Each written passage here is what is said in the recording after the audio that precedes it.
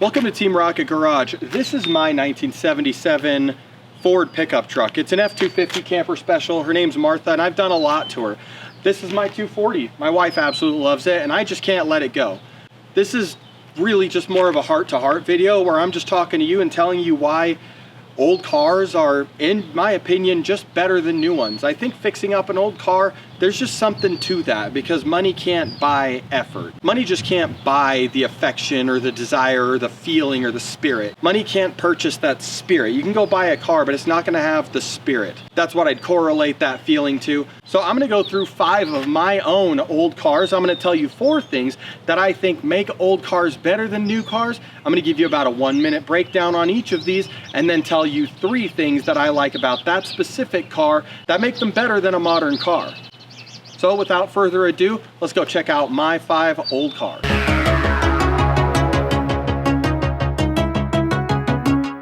This is the one that brings down the neighborhood. This is the one that makes it so other people can afford to live here. This is Martha.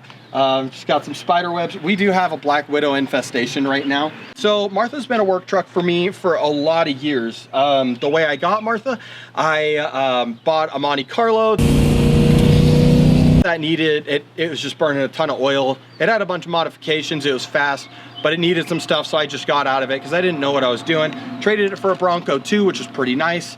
Ended up bailing on that and wanted to trade into something just a little bit older and cooler, and this is what I ended up with. The guy had this listed for $1,200. That must have been 2013 or 14, something like that. So Martha's been in and out of my life for quite a long time. Back then, she had a pretty well-tuned up 400, just a stock motor, 2-barrel carburetor. Now she's got a fuel-injected 460 cubic inch big block. Oh, go ahead.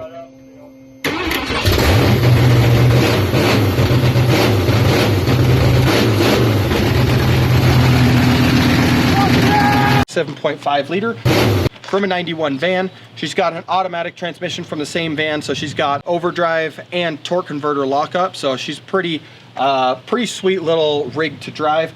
There's Crown Vic seats in there, and then just new carpet from OC Carpets. Probably one of my most heavily modified trucks or modified vehicles to date. Now, some of the things that I would say that I like about Martha over, say, a modern truck is simplicity. Now, I've done a lot of wiring on this, but realistically, it's just port fuel injection. It's nothing crazy. It's just spark, fuel, computer, that's it. And it's modern enough to get decent mileage. So this is the big block. Now, it was pretty simple to get this in here.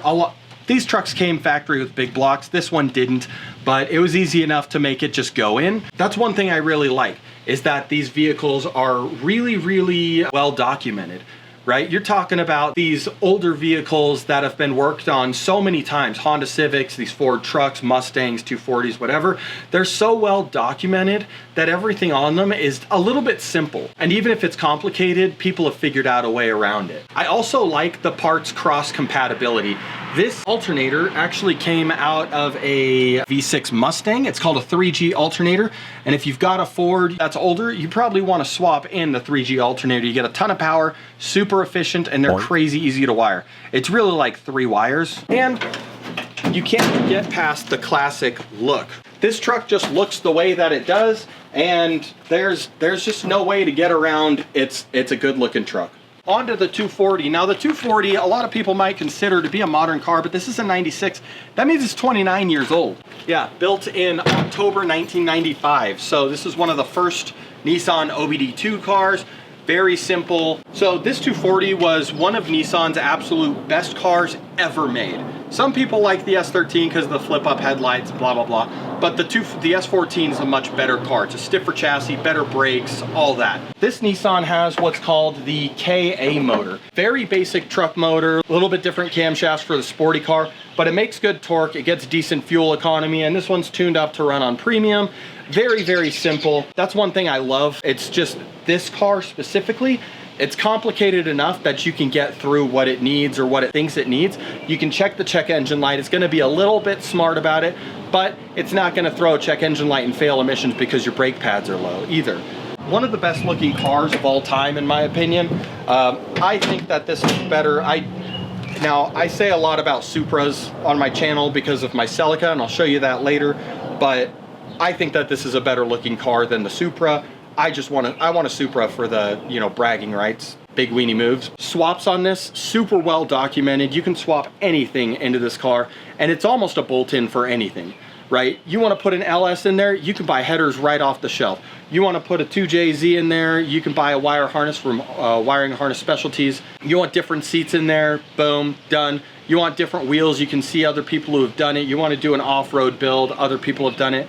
These cars are getting to be incredibly rare now, so it might not be the, you know, the most crazy available thing anymore. In fact, that's why I haven't sold this one, because its value keeps going up, and I don't think I'd ever get another one. So that's my 96 Nissan 240. This is my 1979 Ford Mustang. I bought this car as a total shell.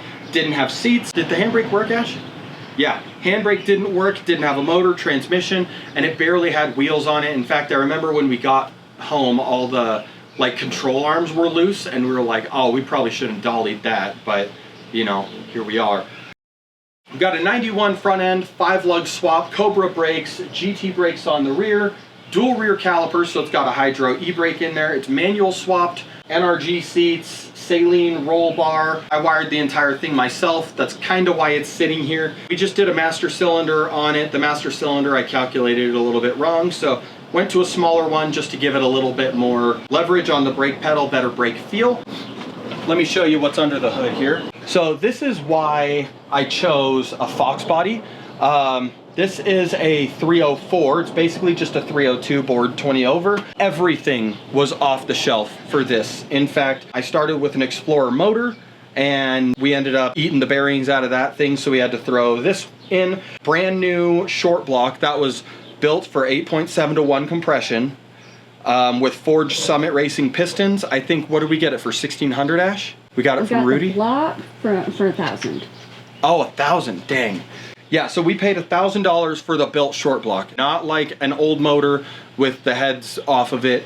We're talking, it's a fully rebuilt motor by a guy locally. It wasn't built by a machine shop, but he worked in a shop that did a lot of performance stuff. That is one thing I just really like, is just there's so many parts for Fox bodies. Like, they're rare still and they're going up in value, but they're so incredibly versatile and available. And this is just an absolute riot to drive. The standalone and wire harness, I think, was like $1,300 for like everything you connect to the engine. All you need is fuel pressure and a starter, and you're pretty much hot to trot. It's third to none because Hondas exist, but you know. Cool. Let's go over to the Sentra here. So with the Mustang, just before I jump onto the Sentra here, the Mustang is, there's a lot of positives about the Mustang, but the absolute like top tier positive about the Mustang is its just ability to go fast for cheap. So the Sentra. Now, this car might look like it doesn't really stand out. It's not sporty, it's not fast, it does not have a ton of power. All of that being said, it tied with a Porsche Cayman when I went autocrossing in it for my first and most recent time. Is it a farce? Maybe. Is it not a farce? Also maybe. So a quick breakdown on the Sentra is that it's got an SER rear sway bar and brake conversion. It's got polyurethane energy suspension bushings front and rear. It's got an SER master cylinder. All the control arms have been removed, recoated, painted, made to look nice. And there's a really good stereo in there, 700 watts. 700 watts, 300 on a Kicker CVR12. Massive audio components all the way around, and a Pioneer 80PRS head unit. Absolutely just sounds amazing in there. In fact, the car is kind of falling apart around all of that stuff because of all the rattles and the old weather stripping. Stock motor. It's got the twin loop muffler that I built myself, so I'll put a video about that in the comments. It actually was fairly easy and it sounds really cool. We did a little bit of performance testing with it. This is not an SER. It never was an SER. It may be an SER in the future. This is a 1.6, 110-ish horsepower, plus or minus a little bit, depending on the year. I think this has a 95 motor in it. I bought this car for $900, absolute steal, and it's just been amazing to me. Oh, TDMI coilovers. Got coilovers. That's an important thing. On the Kosei K1 TS's, 9.5 pound wheels, absolute just, it's just a testament to you can buy cheap and reliable things that are fun. All right, and then, so Celica.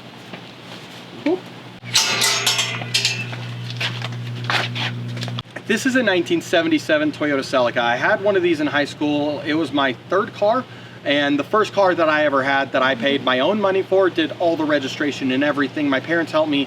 Well, my dad let me use his truck, and then I just gave it back destroyed. I bought my next car, my Honda Accord. My mom did all the insurance and registration stuff on that, but my Celica, I bought it, drove it on my own. It's not to say I registered or insured it, but I drove it. So that Celica was a lot nicer than this one, but they are incredibly difficult to find. So this car, I was scrolling through Facebook Marketplace, or no, KSL, while I was at work, and I found this, and I called the guy, and he wouldn't take Venmo or anything. He just wanted cash, which meant that I had to call out sick and then drive Martha with a trailer and her engine swap in the trunk. So she had in the bed, yeah, sorry, with her engine swap in the bed.